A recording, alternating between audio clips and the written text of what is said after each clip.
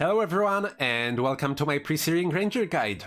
Whether you're a long-time post player looking to try out the tutorial area, or you already play in Presearing and you're looking to learn something new, today I hope to channel over 5 years of Presearing Ranger knowledge into this one video. I want to talk about Ranger's strengths and weaknesses, go over all of the attributes, skills, equipment, runes and insignia, and all 5 potential secondary professions.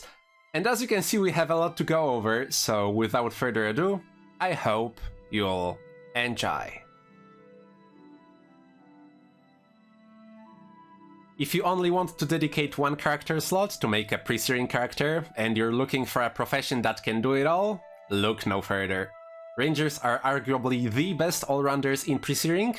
They use a bow for fast, long-range attacks, which makes them the single best profession when it comes to farming items for Nicholas Sandford. They handle themselves very well in the Northlands with high single target damage, second highest armor in the area, a pet companion, and access to one of the best healing skills in Troll Unguent, and for the same reasons, they offer a comfortable and safe leveling experience to level 20 and the Survivor title. Of course, it's not all rainbows and roses. Rangers are very reliant on the bonus bow, so if you don't have access to that, your damage will be considerably lower. Their desired bow mod, plus 18% damage to char, is among the most expensive ones, and while their defensive capabilities are really good, their damage falls off a bit when farming Vanguard enemies for experience at level 20, so you won't get XP towards Legendary Survivor as fast as a Mesmer or an Elementalist could. Still, despite those minor downsides, Ranger is a very powerful and popular primary profession, and I think everyone that decides to play one will have a lot of fun during their time in Ascalon.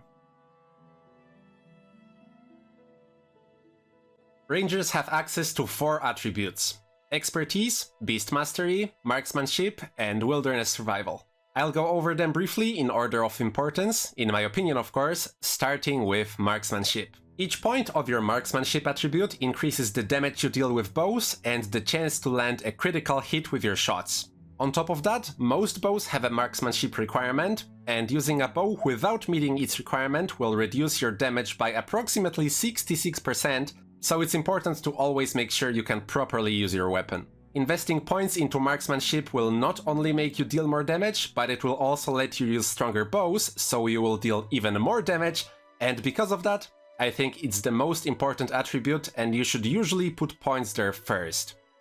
During leveling, if you don't have many points to go around, you can spread them into other attributes if you want to, just make sure to at least meet the requirement for your bow. Next up is Wilderness Survival.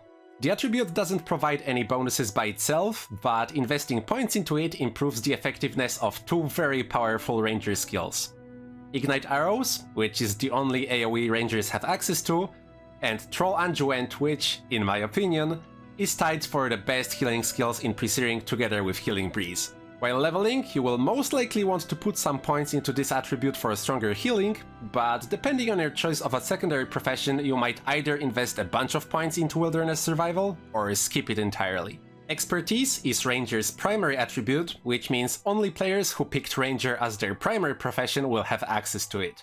Putting points into Expertise increases the damage of point-blank shot, but it also has an inherent effect, reducing the energy cost of your Ranger skills, attack skills, touch skills, and rituals by 4% per every point. In Presearing, the only non-ranger attack skill affected by this is Cyclone Axe, and the only touch skill available is Vampiric Touch. Since every point gives a 4% cost reduction, this attribute works off breakpoints. This table showcases the cost of skills relative to the expertise level of the ranger, and cells highlighted in blue show new breakpoints where a skill of a given cost becomes cheaper. For example, at level 2 expertise, your base 10 energy cost skills will start to cost 9 energy, and if I increase the attribute by 1 more point to 3 expertise, now my base 5 energy cost skills will start to cost 4. Because of this, spending points in expertise is not always beneficial. For example, increasing your expertise from 0 to 1 only gives you a tiny bit of damage for your point-blank shot, and doesn't actually reduce the cost of any of your 5 or 10 cost skills. Hope you paid attention, because this will be on the test. Our last attribute is Beast Mastery. Beast Mastery inherently increases the damage and critical chance of your pet's attacks, as well as improving the effectiveness of Comfort Animal. Because the only skills related to pets in Presearing are Charming and Healing, there isn't much benefit in putting a lot of points into Beast Mastery, but if you already assigned your points into other attributes and you have some left over, you might as well put them to good use and increase your pet's damage by a little bit.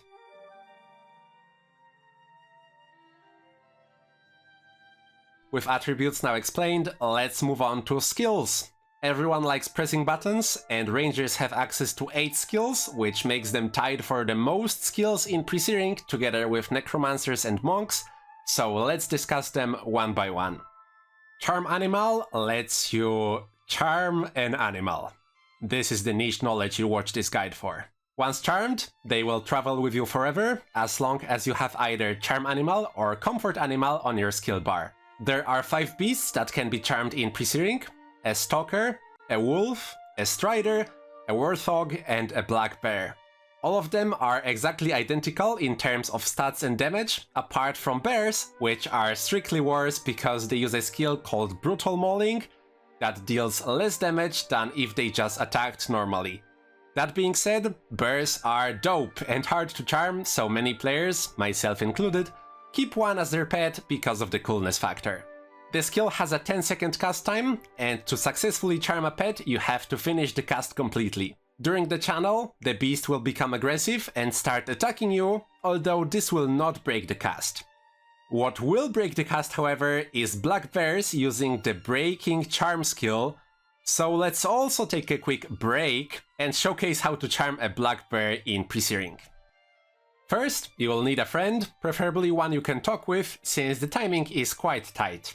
Party up and both travel to Foible's Fair. There's bears close to the zone portal and a long straight line that will prove useful very soon.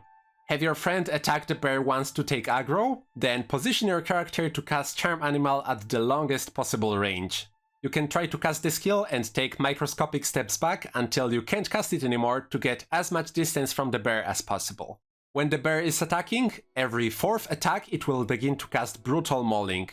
Get used to this timing, and when you're both ready, wait for the next time the bear will begin to cast this skill, and as soon as you see the cast, your friend should run directly away from you, and you should start casting Charm Animal.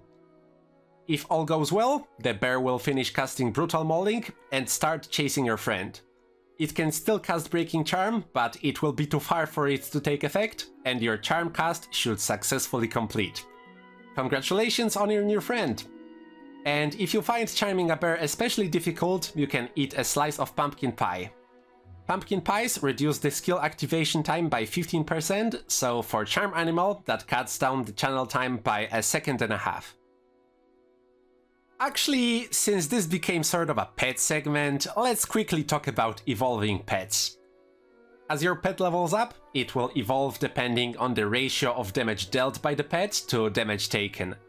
In a normal gameplay, without any micromanagement, your pet will take more damage than it deals, which will make it evolve into a hearty pet, reducing its damage by 15% and increasing its health by 60%. If you micromanage your pet to deal more damage than it takes, it will instead evolve into a dire pet, losing 60 health and gaining 15% damage. I personally prefer my pets hearty, so they perform the role of a tank better, but if you'd like a dire pet in Presearing, there's 2 ways to do it. The first one is to death level an animal of your choice before charming. This is the most straightforward option, just lure your potential pet to a resurrection shrine and let it kill you over and over until it becomes dire at around level 15.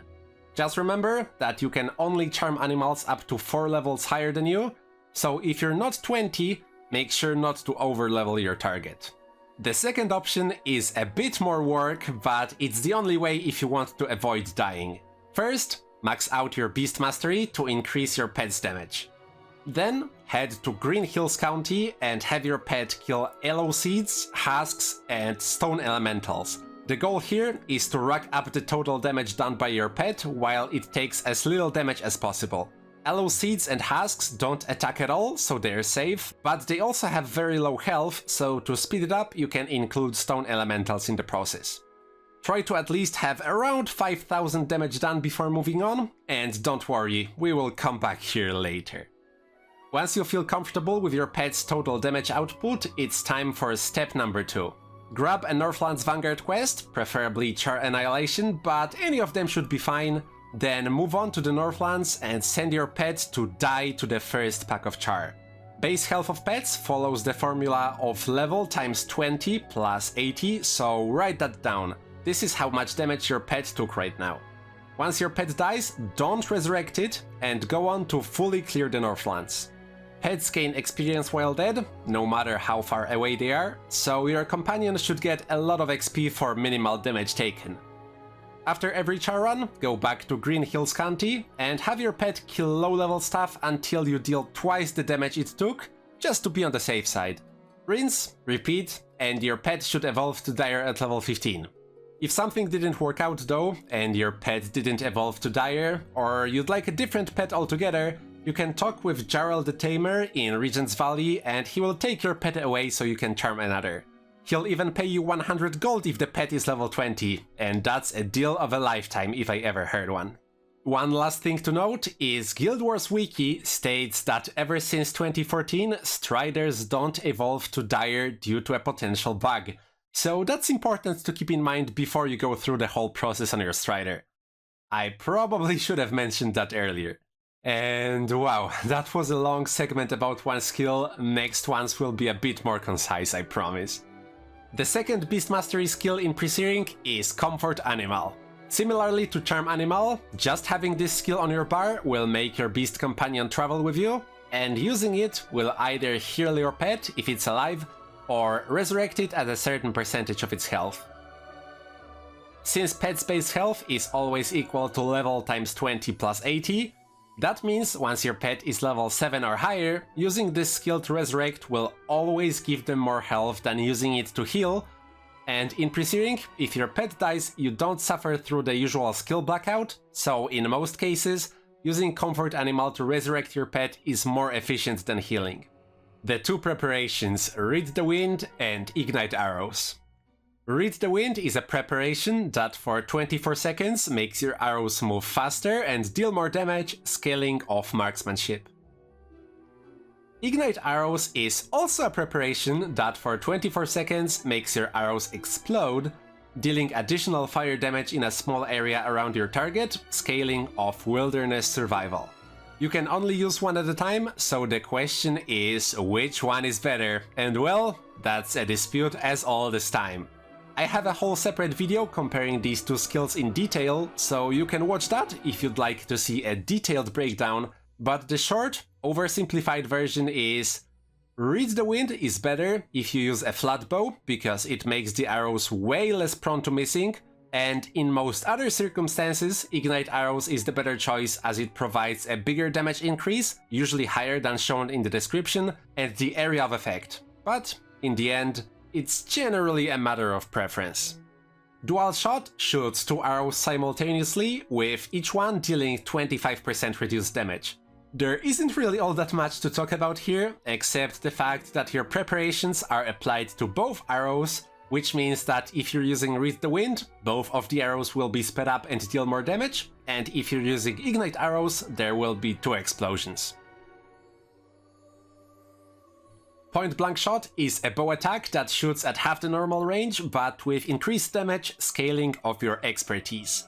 In general, it's not worth it to walk up to enemies just to use this skill, but if they close the range themselves, feel free to load up a Point Blank Shot straight to their forehead. Since this is a bow attack, half the range means half the usual range of your bow type, so you can use this skill from further away if you're using a long bow versus a short bow, for example.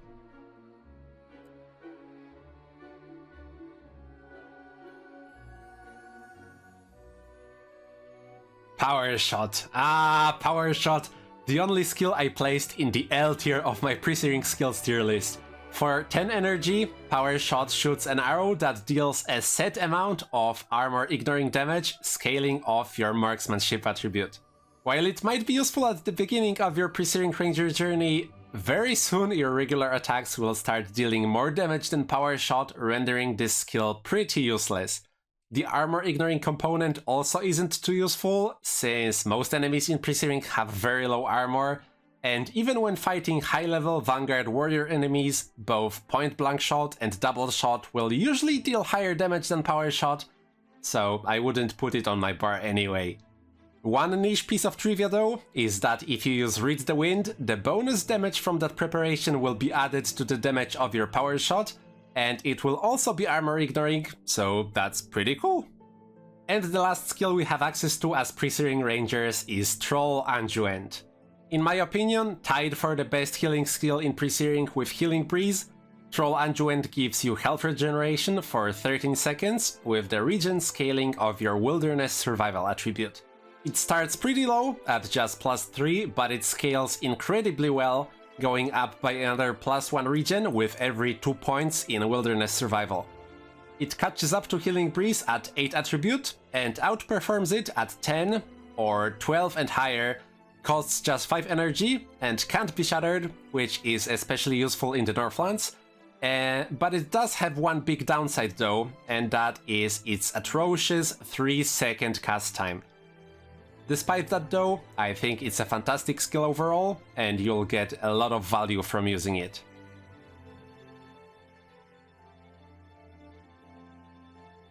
For professions that rely on auto attacks such as our ranger, the most important piece of gear is definitely your weapon. If you have the Game of the Year edition, you can create the Nevermore Flatbow by using the /bonus command while in any outpost. It's by far the strongest bow available in Presearing, having an enormous 15 to 28 damage range and a plus 15% damage while your health is over 50% inherent modifier. If you can't access this bow, it's not the end of the world, but keep in mind your damage will be considerably lower. Apart from the bonus bows, the highest damage range that can drop in Presearing is 12 to 20, although these are extremely rare and I've personally never found any bow even close to that. Starting from level 1, a general overview of your bow progression will look something like this. When you first start your adventure, you'll have a 3 to 5 damage starter bow. Feel free to replace it with any bow that offers higher damage, although try to avoid short bows unless they are significantly better than what you currently have. Short bows have the shortest range out of any bow, roughly 2/3 of the range of flat bows or long bows, and that's just not great. Whenever you get some loose 40 gold laying around, invest it in a salvage kit and salvage any wooden item that you find that you don't want to use. Once you have 5 wood planks and 100 gold, you can buy an Ascalon longbow from Arthur Ayala in Ascalon, which is a 7 to 10 damage bow with a plus damage to charm modifier, and is pretty much the best you can get before your first forays into the Northlands. Technically, the bow you get for completing the Hunter's Horn quest is slightly better, but getting it now would mean accepting a 500 XP quest reward early, and you will most likely replace your bow anyway with the first one that drops in the Northlands. At this point, if you have access to the bonus bow, get 9 marksmanship and start using that. Otherwise, char runs are your only chance at finding upgrades, so now is the best time to start looking at what other parameters you might want in a bow. The first one is type. Bows in Guild Wars will always be one of 5 types. There are flat bows, long bows, horn bows, recurve bows, and short bows, and the type of your bow determines its attack speed, range, and arc size, which directly corresponds to the arrow flight time. Short bows and flat bows have the highest attack speed, flat bows and long bows have the longest range, recurve bows have the lowest arc, which technically means the lowest chance your enemy will move during the shot, and horn bows have a 10% armor penetration, which no other bows have. In my opinion, for Presearing gameplay, flat bows are the best and short bows are the worst, but you can pick whichever type offers the best stat combination to suit your own preferences. You can learn what type your bow is from the grey text in the item's description, and this is pretty important to keep in mind as some items can be quite deceptive. For example, the bow reward from Across the Wall quest is called a longbow.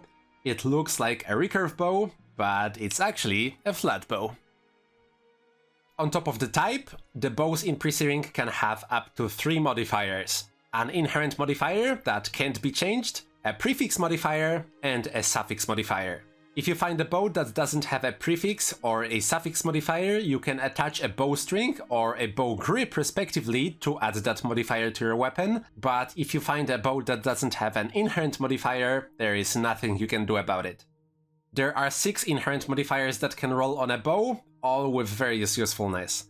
Additional damage while hexed is very good in the Northlands, since you will be hexed most of the time in combat. Additional damage while in a stance is good if your secondary profession is warrior and you use frenzy, and additional damage while you're over 50% health is just generally good pretty much all of the time.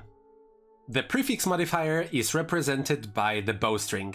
If you use the Nevermore flat bow, the bowstring can't be replaced, so you're stuck with a useless bonus to poison length. But for any bow found in the wild, you have a choice of either the elemental bowstrings, which convert your damage to earth, fire, cold, or lightning damage, and can be useful in niche scenarios like farming ice elementals, or the sundering bowstring, which is usually the best choice. Suffix modifiers are represented by the bow grip, and here the choices are much more interesting. By far the best and most sought after mod will of course be Off-Char Slaying, which in Presearing can go up to 18%.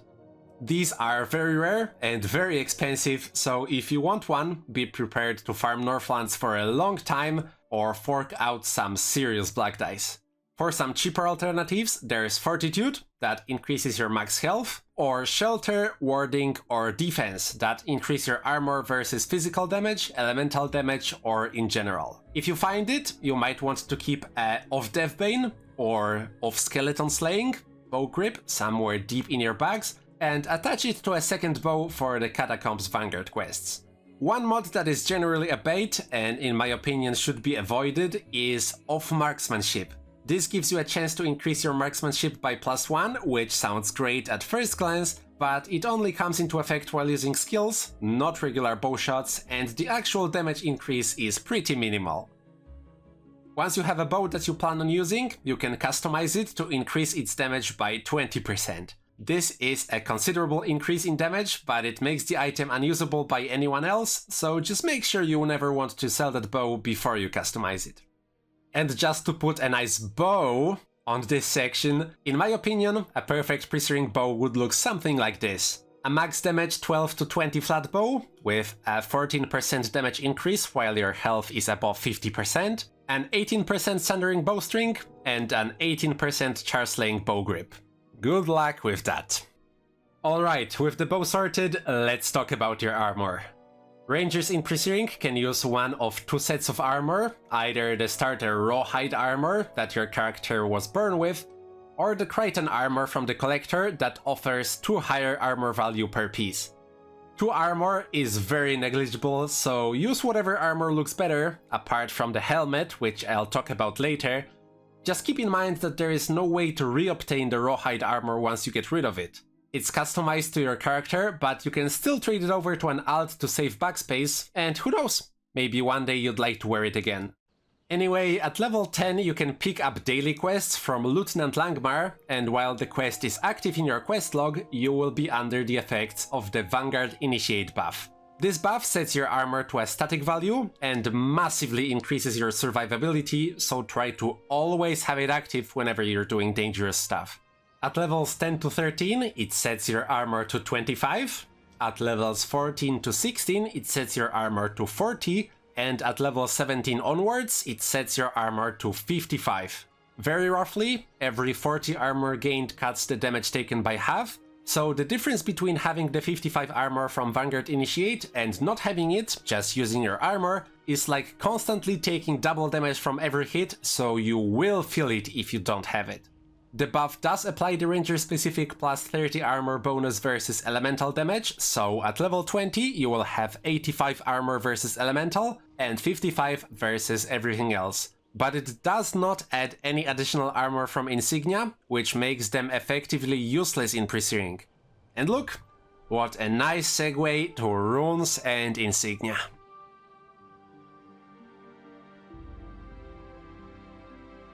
Essentially, runes and insignia are modifiers for your armor. You can find them on blue unidentified armor drops in the Northlands, and just like bowstrings and bow grips, they can be salvaged with a char kit. Insignia are the prefix modifier for your armor. You can only use runes or insignia of your primary profession, or common ones that can be used by everyone, which means there are 13 insignia you can use, 7 common ones and 6 ranger specific. In reality though, the choice is pretty narrow since all ranger insignia and most common ones just increase your armor, which doesn't work with the Vanguard Initiate, so your choice of actual useful insignia is between Survivor, which increases your health, or Radiant, which increases your energy. This is completely based on personal preference. Feel free to use either ones or mix and match to your liking.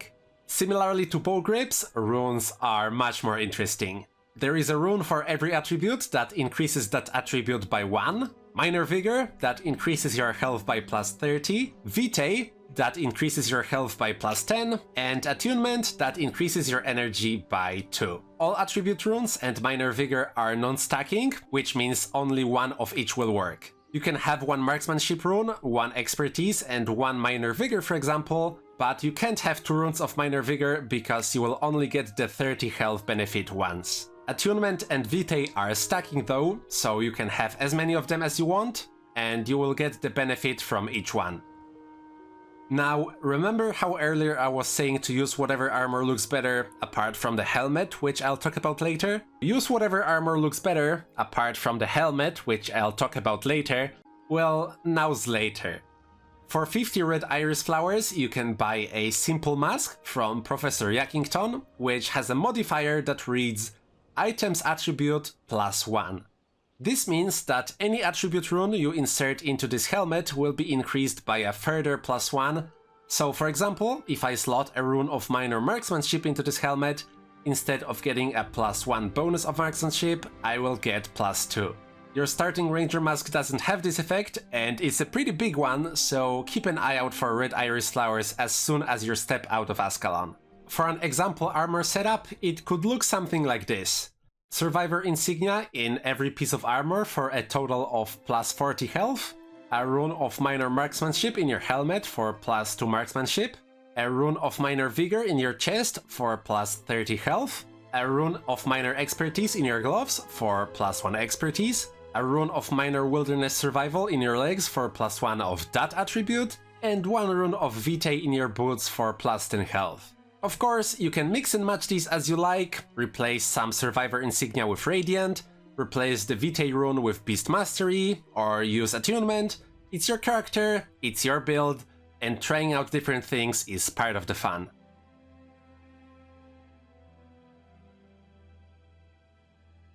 Okay, I think I covered most ranger-specific things already, so now I wanted to very briefly talk a bit about your choice of a secondary profession and how they synergize with ranger, so let's rapid fire this real quick.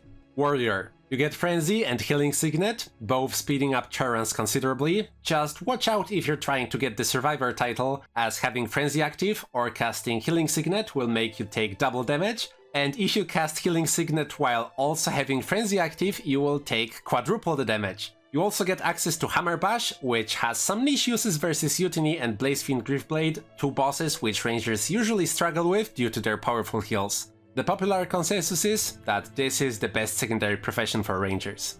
Monk. Picking a monk secondary mostly grants defensive benefits, and rangers are already very strong defensively. Bane Signet is a cool free knockdown, especially useful against undead since it deals holy damage. Healing Breeze is a decent alternative to Troll Unguent if you can't stand the 3-second cast time. Shielding Hands is a very powerful spell that reduces all incoming damage by a small amount. And Symbol of Wrath is like a Walmart version of Firestorm, useful for AoE farming scales or bandits. I picked Monk, and I like it.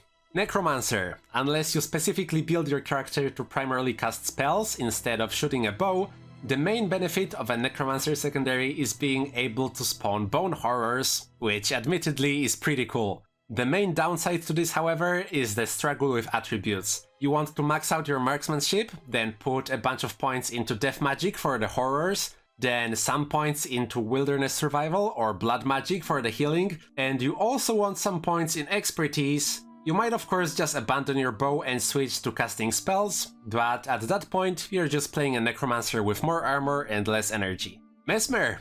The main advantage of picking a Mesmer secondary is to massively speed up gaining XP at level 20. Empathy and Backfire deal much more damage than your bow shots versus high-level enemies and bosses, and XP grinding at max level is Ranger's weakest area, so there might be some merit to this pick. On top of that, some players prefer using Aetherfist to troll Anduent, although once again, that's a matter of preference. Elementalist. The main benefit is of course Firestorm, which will complement your char runs very well in those moments where char clump up together, as well as enabling some other AoE farms like previously mentioned Scales or Bandits. To synergize with Firestorm, you also get access to Glyph of Lesser Energy, but other than that, just like with Necromancers, unless you want to fully commit to the spellcasting lifestyle, there isn't really much benefit. And last but not least, none! Presearing is pretty unique to the rest of the game in that you don't actually have to pick a secondary profession, and you can forever stay just a ranger. Ranger kits are pretty solid all by themselves, and if you don't want to commit to picking a secondary, you can start quests related to other professions to get access to some of their skills. Of course, you won't be able to put any points into their attributes, so the skills will be at their weakest, but some of them are still pretty decent even at 0 attribute, and you get to stay cool with your single profession. Okay, we went over everything, so to tie everything up, I'm going to pull up my own build and explain my thought process behind every choice. I maxed my marksmanship first, because that's my main source of damage. Then, I needed some way of healing myself, and since I'm a monk secondary, I decided to go with healing prayers over wilderness survival. Healing Breeze can be shattered sometimes, but the troll Anduet has a 3-second cast time always, so that was my preference. Since I use a flat bow, I also prefer Read the Wind over Ignite Arrows, so there was no point investing in wilderness survival at all. I got Healing Prayers up to 8 because that's a breakpoint for Healing Breeze. Then, I invested the last big batch of points into Expertise. I could only afford to get it up to 7, but with a Rune of Expertise that gets bumped up to 8, which is a breakpoint for 5 energy skills. Lastly, I had 8 points left over, so I got Beast Mastery up to 3, and put last 2 points into Protection Prayers and Smiting, just for a tiny boost for my pet, Shielding Hands and Bane Signet respectively. I have all my Insignia slots filled with Survivor, Helmet with Marksmanship Rune for the +2, Chest with Minor Vigor, because 30 health is just too good to pass up, Gloves with Expertise to hit that breakpoint, and Legs and Boots with Vitae. All this health served me very well when going for the Legendary Survivor title, but now that I'm done with that, I think I'll swap one of the Vitaes for Beast Mastery and maybe replace some of the Survivor Insignias with Radiant for a bit more energy. And lastly, I have the bonus bow with a max plus 28 HP Fortitude grip, which I totally used because I preferred the health, and not because I couldn't afford a charsling mod. Pinky promise. I will be trying to get one soon though, 18% damage bonus versus char is just too good to pass up. And well, I believe that is all I have to say about Rangers in Presearing. I think they are pretty cool. With all that said, I'd like to sincerely thank you for watching. I've been meaning to make a guide like this for a very long time now, and I hope it turned out well, and I hope that you were able to learn something new. I hope you enjoyed, hope you'll have a wonderful day, and I hope to see you in the next one. Goodbye.